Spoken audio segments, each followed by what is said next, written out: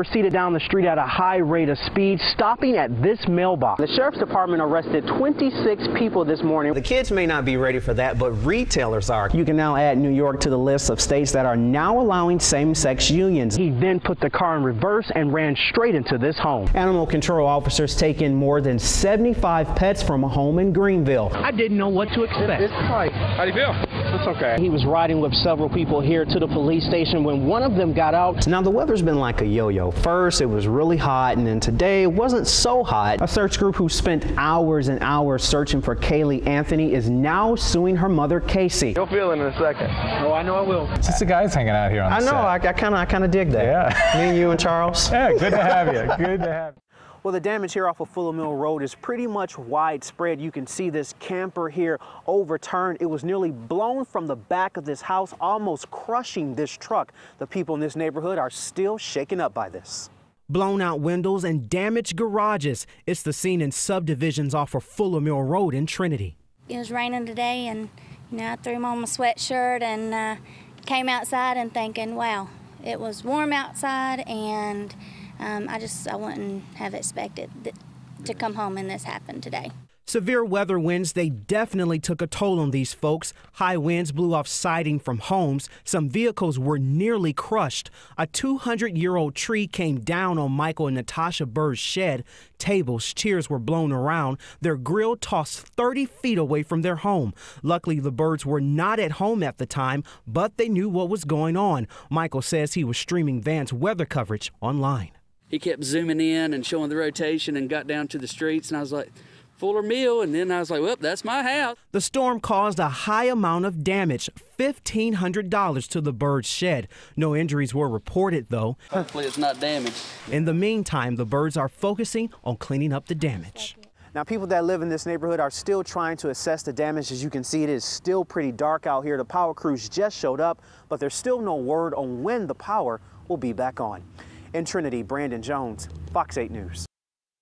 It kind of breaks your heart that somebody would actually do that. Amanda Lawson has lost trust. I felt like I had got scammed. This mom of three from Walkertown says Fat City Salvage and Recycling Company took her money and ran. So now I'm out of two vehicles. To understand why Amanda is so mad, you have to go back to January of this year. She needed a transmission for her Dodge Caravan, so she called around, and she says the vice president of Fat City, Michael Stiers, made an agreement with her that she could trade in her Ford pickup truck that had a new motor to get her van fixed. She even paid $900 for the used transmission, but the work hasn't been done. She went up there on Friday. Fat City was closed. Even though it's broke down, that's my vehicle. You know, it's not for somebody else to just take. Amanda says she kept getting excuse after excuse from Fat City. So we stopped by, and the place is deserted. We found the closed sign in the yard, and this is what you hear when you listen to the number listed for the company. At no additional charge, AT&T can help you find a similar business in the same area, since the number you have called is not in service. Since then, we've seen websites that have disappeared. David Dalrymple with the Better Business Bureau says he's not surprised by what happened to Amanda. Dalrymple says Fat City has had a number of complaints this year, and they have no record on when the company closed. I like to talk about a proven track record, good or bad, so find out what that track record is. Right now, it's not looking good for the company. We reached out to the company's VP, Mike Stiers. He refused an on-camera interview, but did speak to us by phone. He told us they shut down 4 months ago because of money issues. Mike Stiers says every customer knew that, and they knew where their vehicles went. He says he told Amanda her van was at Piedmont Towing in Advance, something she denies. So bottom line is, when will Amanda get her van fixed? Well, see, that's something I can't answer, my friend. Amanda called Piedmont Towing, and her van was there without a transmission. Plus, she has to pay even more money because Fat City didn't pay any of the towing fees. She plans to take them to court. I don't plan to just let it rest. I want justice. In Walkertown, Brandon Jones, Fox 8 News. At first, I was completely stunned, and then I heard the name of the man who had owned the animals, and I thought, that's a familiar name. Mindy Stenner at the Conservatory Center in Caswell County knew about Terry Thompson. She still can't believe what happened in that rural town in Ohio earlier this week. Thompson, a private animal farm owner like herself, deliberately freed over 50 exotic animals. Most of them had to be killed. We were devastated to hear that they'd had to put the animals down, but we completely understand that you can't have animals like that running loose and putting the public at risk. This situation has put a spotlight on laws and regulations when it comes to exotic animals. We believe that it's reasonable to put regulations in place that provide some oversight. Although most North Carolina counties ban all dangerous animals unless for educational purposes, it's still one of 10 states that doesn't regulate or track animals. Endangered species like tigers can't be sold across state lines, but selling them within North Carolina is legal. But we think part of that is having a very educated owner, an adequate facility that's inspected by an outside source that's qualified to judge that, and to make sure that these animals are being cared for properly.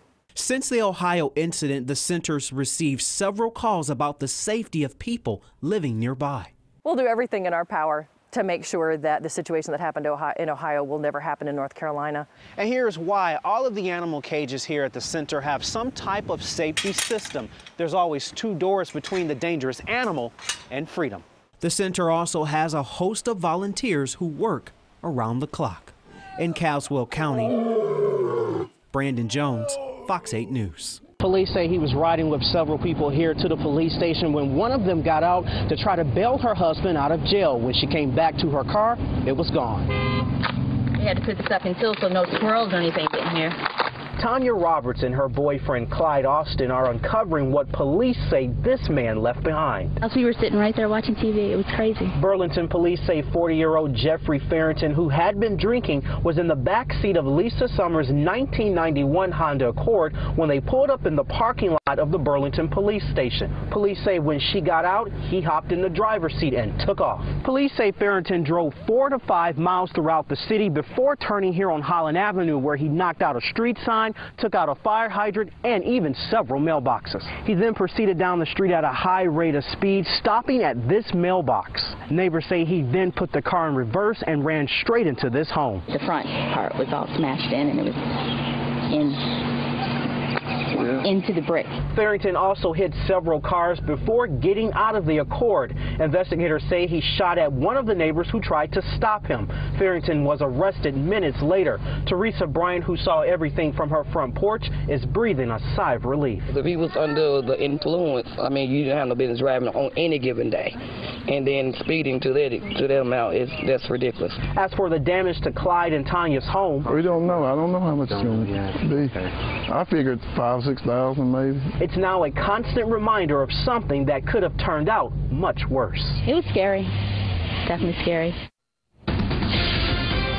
Now, no one was injured. Farrington is facing 6 counts of hit and run, along with driving while impaired, driving with a revoked license, and several other charges. Live in Burlington, Brandon Jones, Fox 8 News. He loved dogs. He got along great with my dog. Lucky the cat is his name, and he's been a part of Betsy Bailey's home in High Point for nearly 4 years. He's been there for her through the good and even the bad times, like helping her get through cancer. He's gone now, though. Someone shot him Saturday. It was a senseless shooting in my book. Betsy says she last saw Lucky Saturday morning. He usually wanders to the cemetery up the street to chase mice, but when he came back to the front porch, she noticed something was wrong with him. A pellet from a BB gun severed his leg and shattered his hip. And when they run out of cats, shooting cats, what are they going to shoot next? Kids? Dogs? What are they going to shoot next? Betsy's not the only one going through this. Here, kitty, kitty, kitty, kitty. Come on, Papa. In fact, someone shot her neighbor Johnny Goins' cat last year. The pellet is still in its back.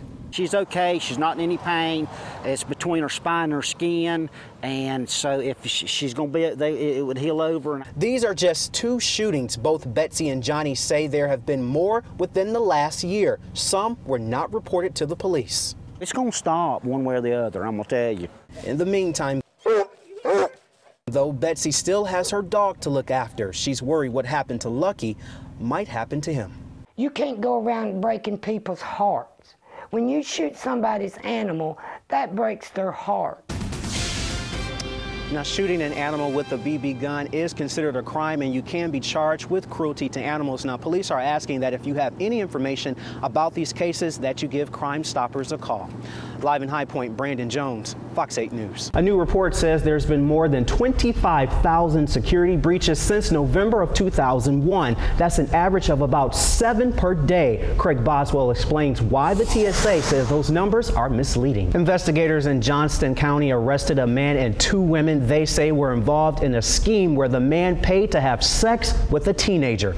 Deputies charged Johnny Thornton with first-degree rape, conspiracy, and assault. Investigators say he paid Teresa Page to allow the rape and abuse of a 15-year-old girl. Page is charged with felony child abuse by prostitution.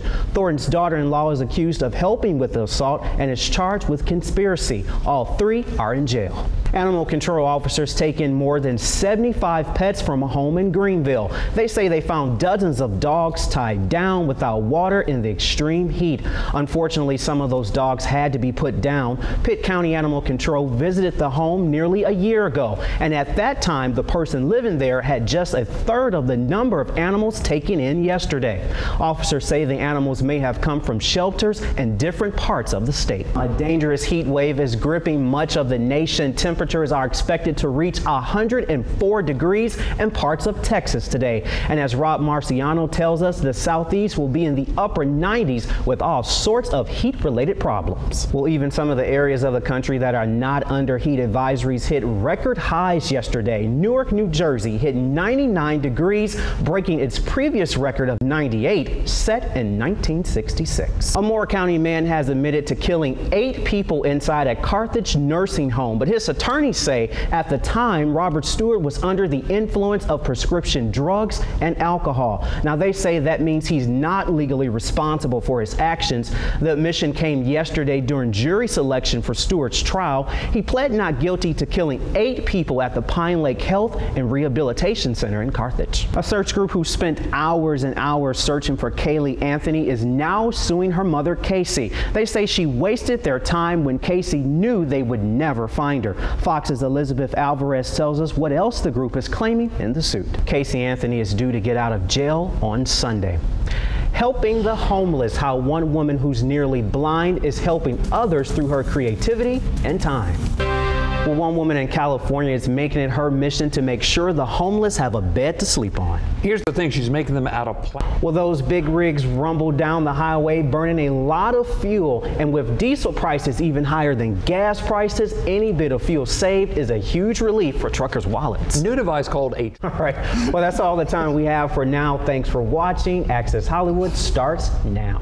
Gloves, my friend. When I walked into Fitness One in Kernersville, I didn't know what to expect. It's tight. How do you feel? It's okay. My opponent, it's going to be different. extra weight. Looks like a natural to me. The solution, great exercise. Mixed martial arts. You'll feel it in a second. Oh, I know I will. Fitness One trainer Josh Tufty says MMA all right, buddy. So you left-handed or right-handed? is a great ab workout. The first punch is a jab. Good. Try it again. Good. It increases strength in your lower back, biceps, and triceps. I'm going to do 2 checks afterwards, just kind of to the side of the head. And all you're going to do... So you're going to hit me doing that? Yes, sir. Gotcha.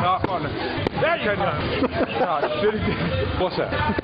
Wait, sure, you got to slow down. All right. This workout is so intense, I could almost feel the calories falling off. You can burn about 800 to 1,000 calories in a kickboxing class. Yeah, good job. As opposed to a light walk on the treadmill is about 250, 270 calories. It was time to work on my jab cross movement. There you go. Yeah, he's doing good. He's doing good. It takes everybody a little while to get used to the idea of throwing punches and blocking and everything like that. Until the next round. He's blocking. Oh my God. He's team. This workout makes you feel like you're sparring. Round 2. Let's go. But people of all ages can enjoy MMA, and if you do it on a regular basis, you'll become the Piedmont's newest lean ultimate fighter. You're blocking everything. In Kernersville, Brandon Jones, Fox 8 News. Shoulder roll.